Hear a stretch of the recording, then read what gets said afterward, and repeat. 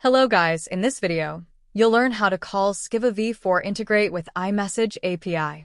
Introduction.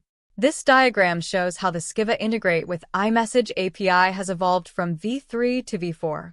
In this video, we will focus on the SKYVVA V4 Integrate with iMessage API while briefly comparing it with V3. In V3, configuration parameters like integration, interface, and mode are included in the request body together with the iMessage data. This creates a mixed structure that can be complex and harder to manage. In V4, these configuration settings are moved to the URL as query parameters, while the request body is used only for the iMessage data. This separation makes the API cleaner, easier to understand, and simpler to maintain and debug. As a result, V4 improves performance, aligns with API best practices, and makes testing easier in tools like Postman. It also supports multiple processing modes, including synchronous, asynchronous, batch, and create message only. In this video, we will focus on synchronous and asynchronous processing with simple examples. In this example, an external system sends one account record that has one child contact to SKYVVA using the V4 Integrate with iMessage API. We will test the same business example in synchronous and asynchronous mode. For the test data, we use fields such as account number, billing city name, billing country, and account ID. For the child object, we use fields such as last name, first name, email, phone, and contact ID. After sending the request, we will verify the result in Postman response, SKYVVA Message Monitor, Salesforce account record. Before starting the test, make sure the basic setup is already prepared.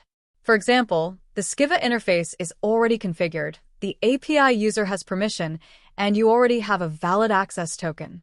In this demo, we assume everything is already prepared. Here, we are on the interface details screen. This is the interface that will process the incoming API message. In this example, the target object is account. Here, you can review the main configurations such as interface type, direction, target object. Now, let's open the mapping. Click on Open Mapping. Here, we are on the mapping screen. This is where we define how the incoming fields are mapped to Salesforce fields.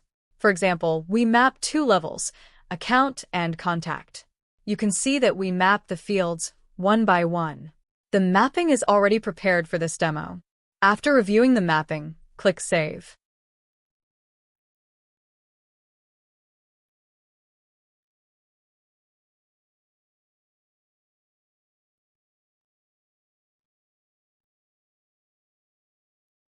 Now, we are ready to proceed to Postman. Open Postman. Here, we will create a new post request. In this example, the endpoint uses the Salesforce domain and the SKYVVA API path. When calling SKYVVA V4 to integrate with the iMessage API, you need to use the SKYVVA API part. Now, you can see the SKYVVA API section. Here, we enter the Salesforce domain. You can replace your domain with your actual Salesforce domain. Now set the request method to post. Now, we need to set the query in the Parameters tab. This is where we define the V4 configuration values in the URL query parameters. For example, you may configure values such as integration, interface, response format, request format, and mode.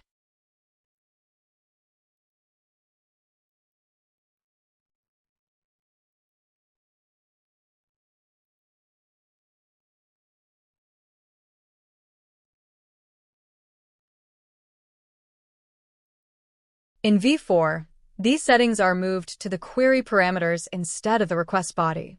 For this demo, we focus mainly on the processing mode. After configuring the query parameters, we need to set the values. For the integration field, enter the integration name that we use for testing.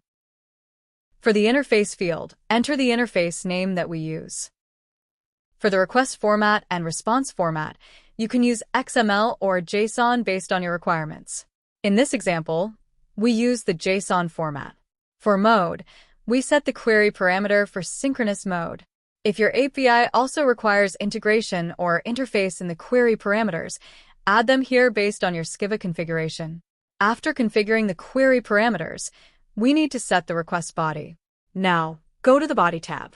Choose Raw with JSON. Then enter the iMessage payload. Here, you can see the iMessage payload. In this test case, we are sending one account record with child records for contact.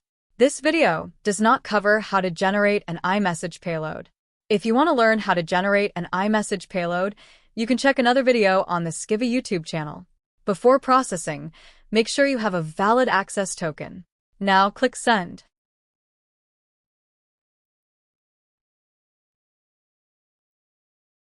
Here, you can see the result.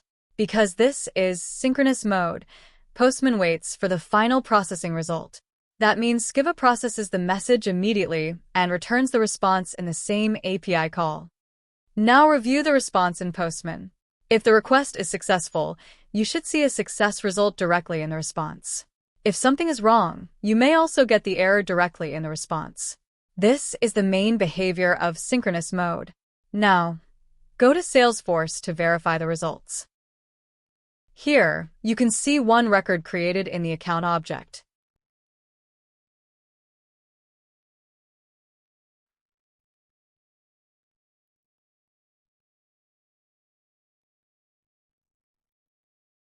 Here, you can also see that it has a child record in the contact object.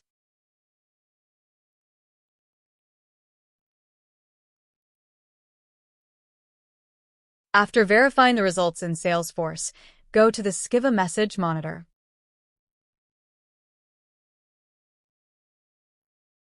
Click Apply Filter. Here, you can see that one complete message has been created for the account and contact objects. After finishing testing with synchronous mode, now we will show processing with asynchronous mode.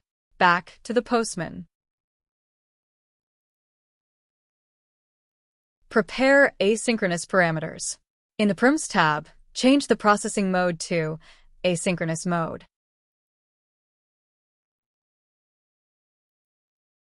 Now prepare asynchronous request body. In the Body tab, if your iMessage payload has the mode set to synchronous, please change it to asynchronous mode. However, in this iMessage, we don't have, so we do not need to update it.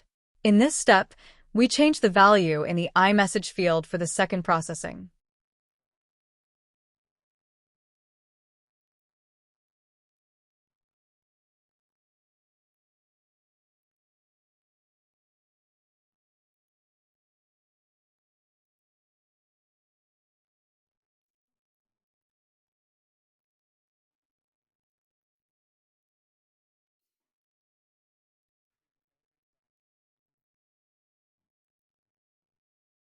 And then go to the interface screen detail.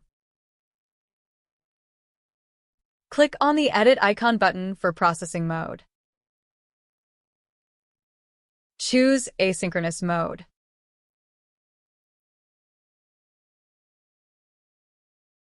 In this case, when invoking the SKYVVA API V4 IntegrateWithIMessage in synchronous mode, the request is processed immediately and a response is returned with the business message status, e.g., completed, failed, pending, or processing failed. But when invoked in asynchronous mode, the system creates messages with the status, new, and submits an Apex asynchronous job to process them. Now, let's find the inbound processing behavior flag.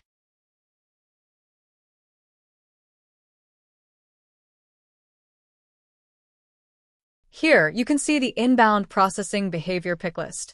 In the picklist, you can see many options: none, queuable apex, batch apex, scheduled apex, event-triggered apex, batch apex, large message, non-transactional, scheduled apex, large message, non-transactional, and create message only. For queuable apex, this is the default mode when nothing is set.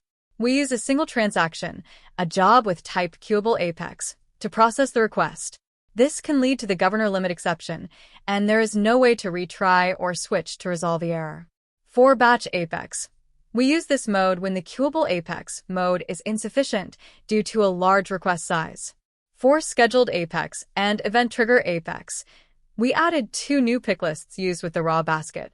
A raw basket is created when using the webhook adapter with API V4/Integrate webhook, where the request payload is stored as file content. This payload contains business data, CSV, XML, JSON, similar to the VX/Integrate API. Raw baskets can also be created using VX/Integrate, but not VX/IntegrateWithIMessage, where the payload is saved as a file and linked to the basket. For batch Apex, large message, non-transactional. When processing large data, e.g., many orders, normal batch Apex can fail due to governor limits. This mode allows the system to process large messages by splitting them across multiple execution methods, so all records can be completed successfully. However, it does not run in transactional mode, and switching to this mode must be done manually. For scheduled Apex, large message, non-transactional in this mode, the SKYVVA system processes very large inbound payloads by first storing messages in the raw basket control board. The Apex scheduler then processes them automatically in a non-transactional manner, where each record is handled independently so a failure in one record does not affect others. This mode is ideal for large, continuous, and error-tolerant integrations. For create message only. In create message only mode, the SKYVVA system only creates message records in Salesforce when a large payload is sent from Postman. The payload is not processed immediately. Each record in the payload is stored as a message in the Message Monitor. No mapping or integration logic is executed at this stage. However, in this video, we do not go into detail about all the modes in this pick list. We have a separate video that explains this case in detail. So, if you want to learn more, please check the SKYVVA YouTube channel. By default, this uses queuable Apex if the inbound processing behavior field is not specified. Now, we haven't set it, so we expect it to work with queuable Apex. Click Save. Now go back to the Postman.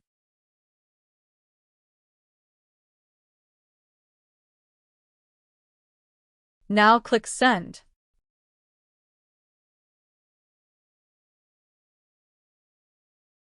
Because this is asynchronous mode, Postman usually gets a quick response first.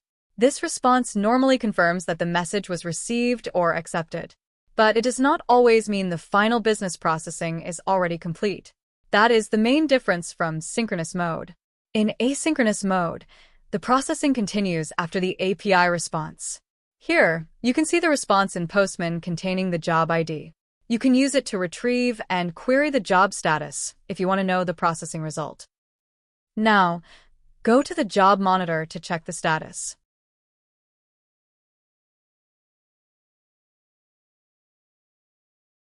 Here, you can see that the job type is queuable, as expected. The status is shown as completed. After checking the job monitor, now go to the SKYVVA Message Monitor. Search for the new message. Here, you can track the actual processing result. If everything is correct, the message status will later become complete. Then go to verify the result in Salesforce.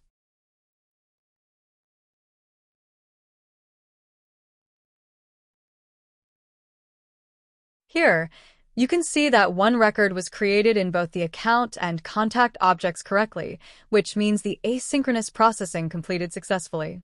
Besides synchronous and asynchronous mode, the V4Integrate with iMessage API can also be called with other modes. For example, batch and create message only. Batch mode is useful when you want to process multiple records together. This is commonly used for high-volume data processing. Create message only is useful when you only want to create the message in SKYVVA, but do not want to process it immediately.